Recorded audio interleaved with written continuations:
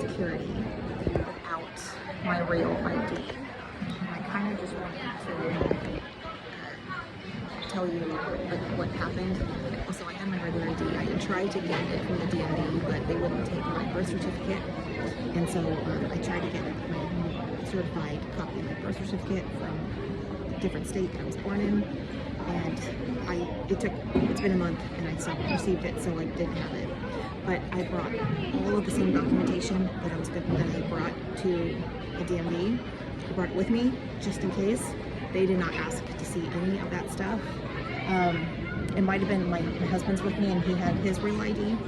But what they did is after you go through the whole process and then you do the body scan, and at that point, so when I checked my boarding pass in after like going through like the initial security line, they gave me like this pink card, and then with this pink card it kind of flagged me, and then I had to give it to the TSA agent. And then what they did is they had like this little wand, they had like this little rolly thingy that I think it's to test to see if I've been holding like explosives or something.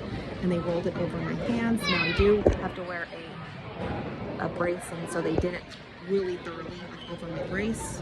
And then the lady did a pat down of one knee, and then I was clear. So it was literally less than 2 minutes, and I was like so nervous. I was practically having like a panic attack, worrying about it. But it was no problem at all. So if you're in the situation, try to get your real ID. Everybody else is just flying through that part.